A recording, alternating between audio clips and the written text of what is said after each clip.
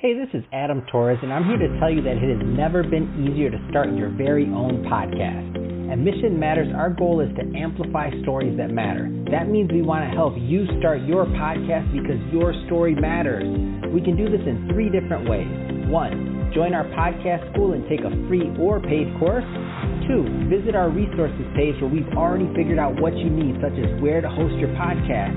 Or 3, heck, we can even do everything for you through our podcast agency, including editing for cheaper than you can do in-house. Oh, and no contracts, service is month to month. Get started by heading over to missionmatters.com and click on Start a Podcast. All right, now let's get into the show. Hey, I'd like to welcome you to another episode of the Mission Matters Money Podcast, your source for all things money. My name is Adam Torres. You can follow me on Instagram at AskAdamTorres. Keep up with my book releases, book tour schedule, signings, all that other good stuff. And as always, if you'd like to apply to become a co-author of one of my upcoming books, just head on over to the website, missionmatters.com, and click on Become an Author to apply. All right, today I have Christian Allen on the line. He's founder and CEO over at Money Insights. Christian, welcome to the show.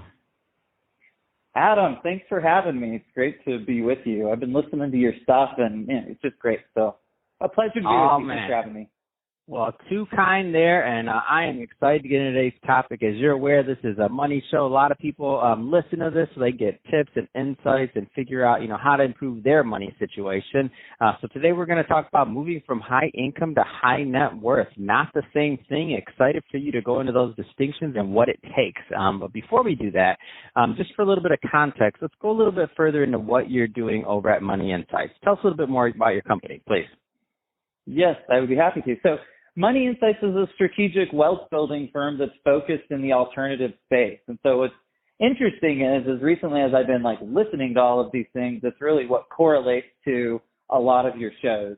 Our focus is in the alternative space and focused on actually helping people move from high income to high net worth. So the majority of our clients would be classified as high income. And part of that's because a lot of what we do is with accredited investors. But anyway, the focus of our firm is to help people move from high income to high net worth.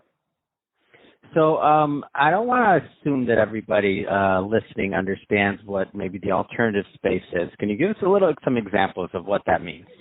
Yes, I would love to. So, and maybe what I can do is distinguish between what I consider the traditional space and the alternative space. So the traditional world would be the things that you're used to hearing about from, the pundits at Wall Street, stocks, bonds, mutual funds, those kind of paper assets primarily. And the alternative space goes into probably the most common one would be real estate. It would consist of businesses, notes, precious metals, all those types of things that are generally cash flow type investments would be considered what we would call alternative investments or in the alternative space. Awesome. And I think that's a great transition. So let's just dive into today's topic. So moving from high income to high net worth, where do you want to start this topic? Because it's not the same thing. There's a lot of people out there with high incomes that don't necessarily have high net worth. That's a great place to start. In fact, I'm going to throw a quick stat at you. I work primarily with physicians. In fact, we wrote a book called Money Insights for Physicians. Now, that doesn't mean that what we do is exclusively for them, but that's just a group that has high incomes in general. But what's interesting is less than 50% of all physicians actually have a high net worth. And when you think about the average income of it's pretty remarkable, and that net worth would be considered over $1 million. So I'm not even talking like a very high net worth. I'm just talking about over that $1 million mark. It's amazing to think how many people are earning really great income, but just have a hard time making that translate into something that really lasts and can become generational. So that's what we help people do. Where do you find, and I know this is going to change, by the way, so this is not meant to be a loaded question, and there's only so much we can do in a 15-minute podcast episode. And for everybody listening, obviously it's important for you to talk about your specific situation with an advisor so they can get to know you better. But I do know that over time, with the amount of people you've worked with, that certain themes tend to arise, and you see these things happen over and over and over again. What are some of those common errors that you find people kind of making that keep them from reaching that high net worth status? Man, what a great question, Adam. So the narrative that we tell people, and this is based on my experience because I started in the financial planning business. I guess it's been 16 years ago, and was in the traditional space doing stocks, bonds, mutual funds, and things like that. And what I can tell you from my experience is the most common thing that people are doing wrong is just doing all of the things that traditional planning tells you to do. That means, putting all of your money into tax qualified vehicles. It means, not considering the tax implications of what things happen down the road. And it's kind of just the crowd mentality. Well, what we find is that there's a massive difference between the activity that people are doing and what they expect to have happen versus what's actually happening. So I genuinely believe, not just based on my own experience, but based on a lot of research, and I could throw out a bunch of other stats too, but I think retirement planning as it's traditionally put out there is just completely broken. And so for us, it's a matter of changing the way that people think about money and starting to look at things that have potentially better return versus the risk that they're taking. And that's what happens oftentimes in that alternative space. We tend to think, I don't know it as well. If it's real estate, that must be more aggressive or more risky. And what's really interesting is that oftentimes the risk-adjusted return in the alternative space is significantly better than what you can find even in those traditional things like mutual funds. Yeah, what I always like to tell people is when they start thinking about investments and retirement, is just to think about it this way: it's a product. I think there's a product that was created to market to you, of course, like any other product. It could be your household product, it could be anything really. I think at some point, we were, I don't want to use, maybe brainwash is the right word, maybe it's not, but at some point the public, was marketed to enough to where they thought that these ways were the only ways that they could achieve just some of the traditional things like 401k, to where they think that that's the only way they can maybe save for retirement or do other things, because that's what's always, that's what they were kind of raised in, that's what they've seen, that's what they're told.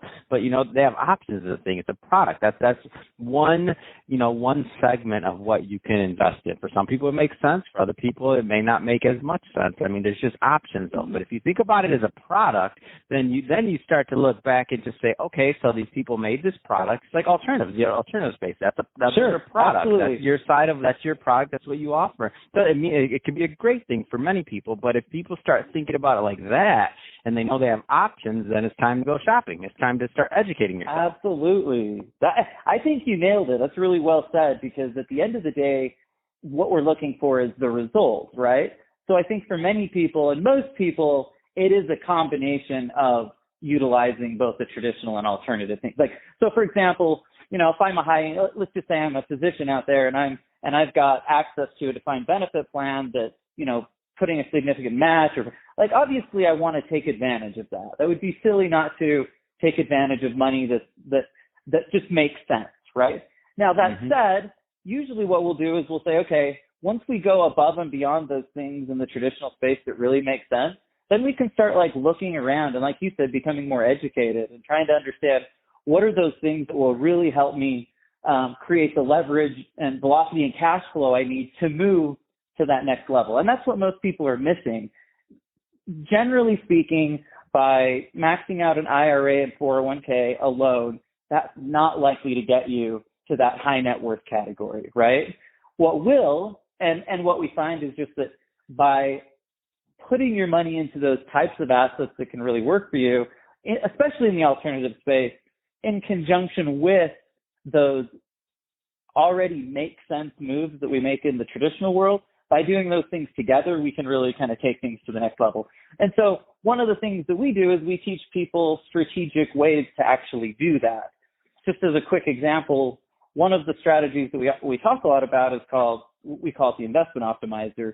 And the whole idea is to make money more effective. And so what we do is, instead of just saving money up in a bank, we'll find ways to save money up that it can be earning interest, creating value, and then we can use it in two places at once, as an example. So there's a lot of these things, though. Like I said, in the real estate world, it's just a lot easier to find those 8-10% returns than you would think. No, that's awesome. I think it's and more, right, by the way.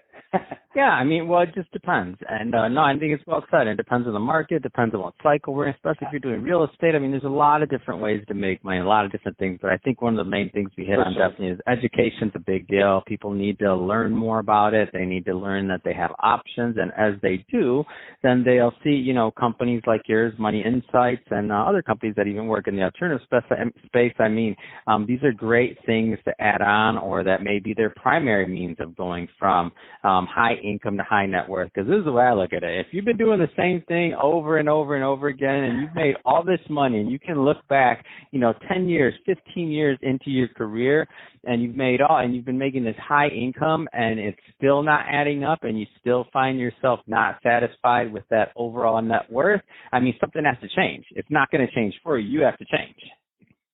Amen. Yep, I'm totally with you. Well, one of the things that we did, and I'm super excited about it, my partner and I created what we're calling the S3 assessment, and you can check it out at s3assessment.com. But basically, it's an assessment that allows anybody really to go in, and it's like simple enough that it doesn't take forever to do, but it's long enough that I can get real value out of it. The idea was to help people get an idea of not just where they're at from a statistical, like, money standpoint, but also from a behavioral standpoint, from a mental standpoint. Where am I at along that roadmap to true wealth? And so it's a cool concept that we're really excited about it. Check it out at s3assessment.com. And yeah, tell us what you think. I think it's an interesting one. Awesome. Well, Christian, you know, I can talk to you about this all day long, but we're about out of time for this episode. So that being said, if somebody's listening to this and they want to learn more about what you're doing over at Money Insights, or connect with you and your team, I mean, what's the best way for them to do that?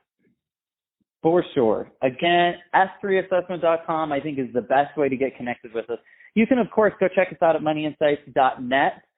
That's a .net, not a .com. I think this is funny, Evan, because every once in a while I'll be like typing my own email address in and I'll type a .com, but just for clarity, it's moneyinsights.net. So they can check us out at either one of those things.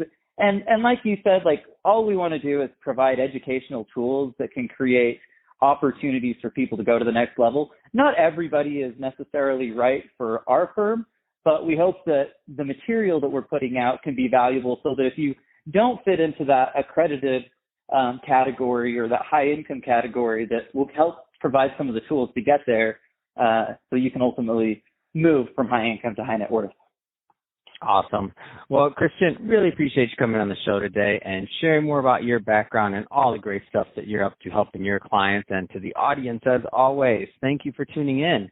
Hope you got a lot of value out of this. If you did, don't forget to subscribe to the podcast, leave me a review in the Apple iTunes Store. And if you're watching this on our YouTube channel, Mission Matters Money, definitely give us a subscribe there, but also leave us some comments in the video. Love to know what kind of projects and things they're working on. And Christian, thanks again for coming on the show. Thanks for having me. It was awesome.